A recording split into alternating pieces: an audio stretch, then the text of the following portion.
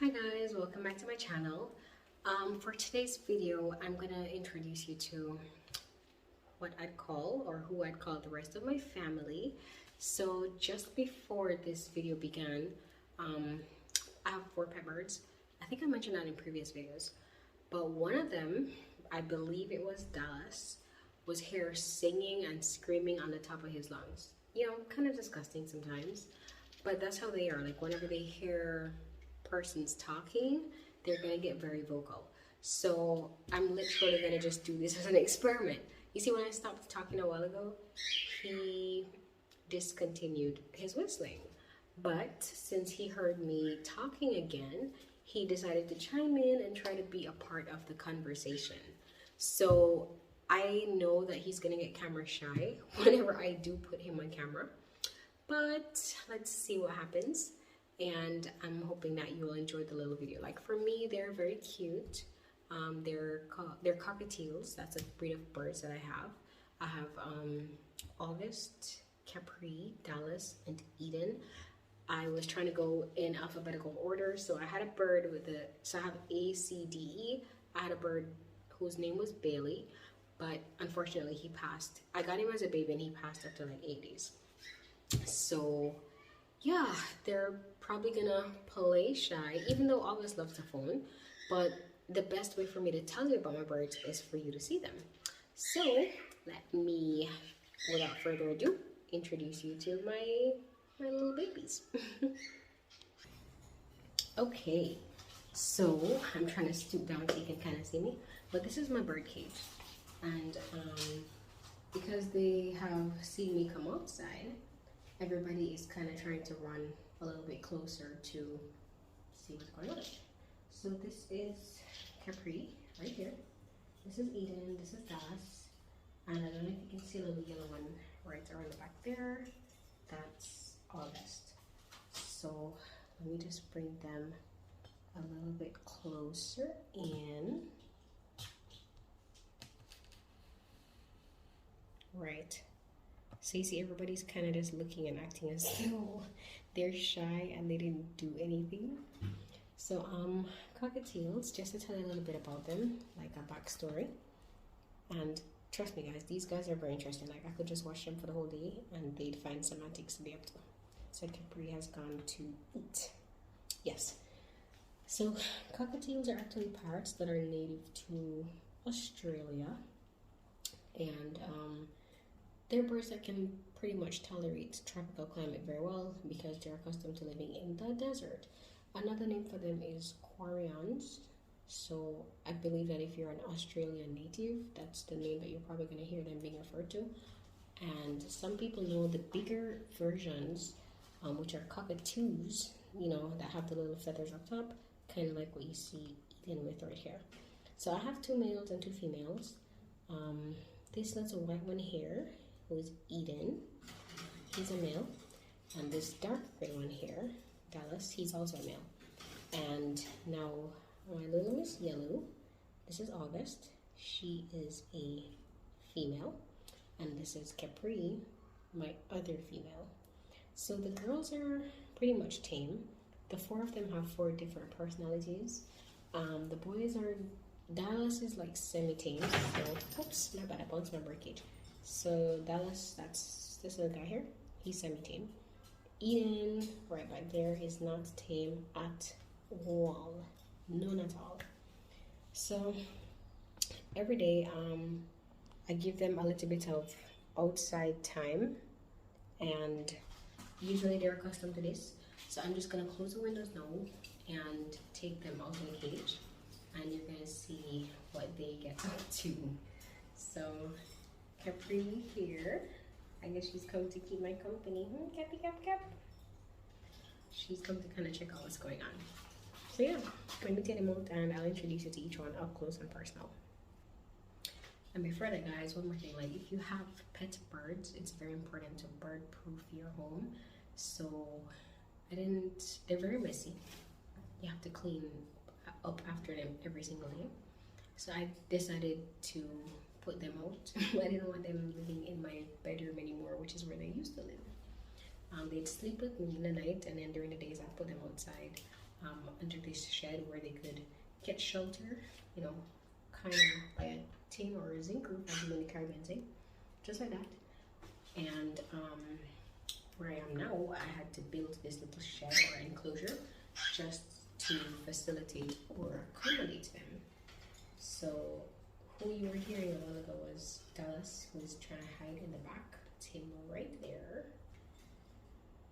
I'm getting a little bit mischievous because he thought I was not paying attention to him. Yes. So as I was saying, you have to clean up after them a lot. You have to ensure that your place is bird proof. So a lot of people think that just having your place locked up is enough to ensure that a bird is safe. No, they're very curious. They're kind of like children, and there are some things that are poisonous for them. So if you're getting a bird, you need to look up like the types of houseplants. If you have houseplants, some houseplants are poisonous, and you have to look up and see what types of plants you can or cannot have around them. Some types of wood, for example, cedar, it's actually poisonous to parrots. These would count as parrots. So you need to check out the type of wood that your furniture is made from. You need to, I'm just going to try to work through these nails. Dallas, thank you. You need to ensure, thank you. He's not going to be compliant, so it makes no sense. Ensure your house plants are not toxic to them. What else? There are some places in your home that are not safe for birds. So for example, if you are using like chemical detergent in your kitchen or stuff, you don't want to have your bird anywhere where they can see they can smell too many fumes. So like bleach and strong disinfectants or chemical fumes. Putting the bird cage next to your washing machine, where you know the powder detergent. Birds have a very sensitive respiratory system. I wouldn't say that they breathe through your skin, no, but they have a very delicate respiratory system, and so they're prone to. Let me just show him since he wants a little spotlight. He's the one making the sounds. They're kind of prone to die, literally, if they're exposed to wrong conditions. So yeah, let me take them out, show you around, and we'll see. All right, so first up, let's see who volunteers to come. Capri is actually on the gate. Hi, Capri, I'm gonna open the gate. Thank you.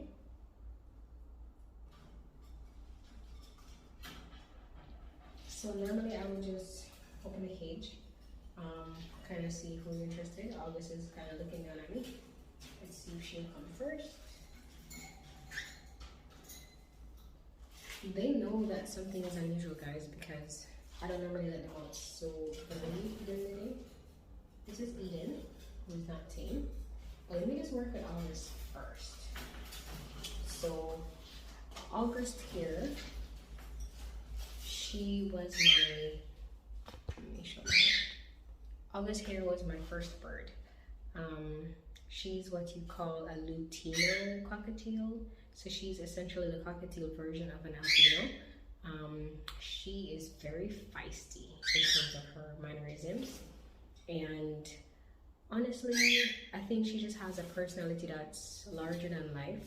She's the tiniest little thing, and trust me, like very, very, very wassy or saucy or feisty, as we would say.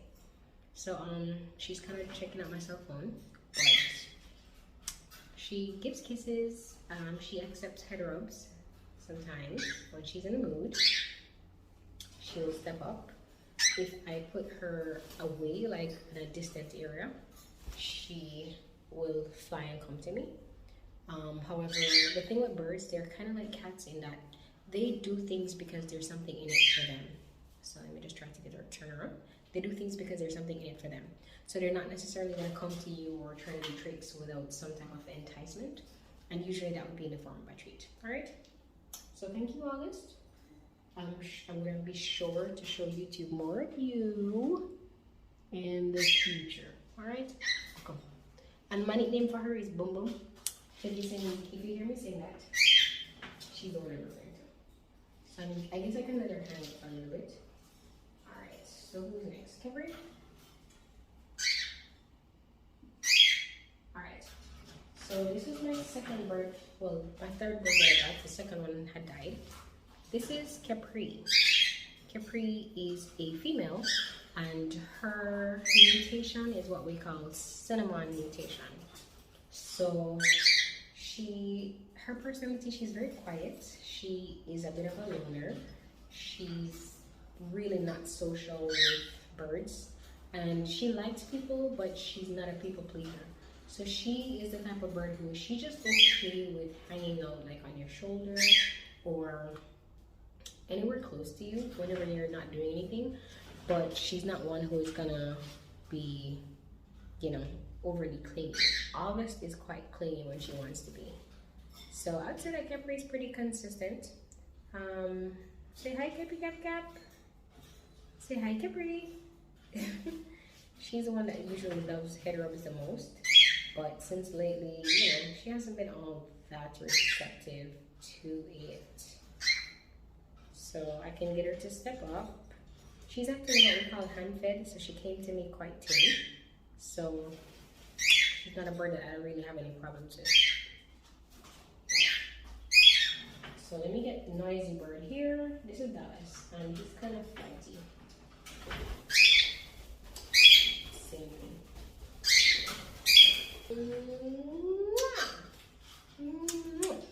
So guys, this is Dallas. I wanted to let him out, and he went on a flight. So he's my first male. I got him wild. The only thing he would do was step up, and he's my little songbird. So his favorite thing to do is whistling tunes like all day, every day. I think you probably heard him or Eden in the beginning of this video, and he's gonna act as though he's shy now, but you see any noise that you hear, it's coming from this little guy. And just to give you a comparison of his size, look at him on my finger. He doesn't even occupy the full width of my finger. He's a very small little guy, but don't underestimate how much noise this little guy can make. So personality wise, very feisty as well. Also, he's kind of, how do you say, skittish. He's very guarded of his surroundings. He doesn't really trust a lot. He's accustomed to me now, but it took us almost a year to really get acquainted with each other like that. And in addition to that, he is a sucker for praises. So when I figured out that Dallas loves to be praised and kissed and told he's a good boy and a nice pretty bird, I kind of figured out that that was his thing. So I'd say his love language, I don't know, it's words of affirmation. So he likes to play like he's a strong, silent type where, you know, whenever you're being affectionate to him, he is not too receptive, but he loves it deep down. Right, Dildo? Give me a kiss. Good boy. Yes, trust me, as long as I'm willing to do that, he will stay put. But I'm going to put him back on the cage. There you go. And I'm going to take out my last bird, Eden. So he's very flighty, he's wild. I think I got him 8 months ago. So I got him in about December. But we haven't had good progress. So even though I was able to train and tame August here, and I had some success with Capri, even though she already came tame, and I was still able to tame Dallas a bit. You see him running from my hand. He doesn't like human hands. Eden hasn't had any success, so he'll probably come to me and fly away as soon as I put him out. Yep. But I'm still gonna show him to you if I can get him to stay on my hand now. Hi, Eden. Hi, E. Come on. Hi, pretty bird. Eden, come on. Guys, you hear that? That's Eden. So he's not gonna stay long, but I'll try to keep him for a minute. All right, so that's Eden. He likes to sing. Honestly, I'm just trying to be patient with him and allow him to get to warm up to me. But I'm considering clipping his wings because if anything should happen, I know that it's going to be quite hard for me to get a hold of him. His mutation, He's what you call a white-faced, so he's part albino. And you've noticed that he has patterns on his wings. So he's a white-faced cinnamon pearl cockatiel. So he has this very beautiful pattern on his wings. And honestly, it was his beauty that attracted me because he's not at all common, you know, in cockatiel land. So in nature, cockatiels occur looking like Dallas with a dark gray, but all the other three that you see, so Dallas is the only one that's a natural cockatiel, so to speak. All the other three that you see, they are new, genetically modified in order to get the look that they have. So guys, they're very loving birds. They make great companions. Very friendly, very sociable. The only thing with them is that they're a little bit skittish, you know? So it takes a while for them to learn to trust you. But once they do, trust me, you have a partner for life. So hopefully you guys enjoyed this video. Learning about my 4 children. And I'm gonna do a couple of vlogs where it doesn't even have to be anything much. I'll probably just let them out and watch them play around and, you know, get up to their little antics just like that. So yes, if you guys like this video, tell a friend to tell a friend to tell a friend, and smash that subscribe button if y'all haven't already subscribed. So yeah, I'll see you guys next week. Bye.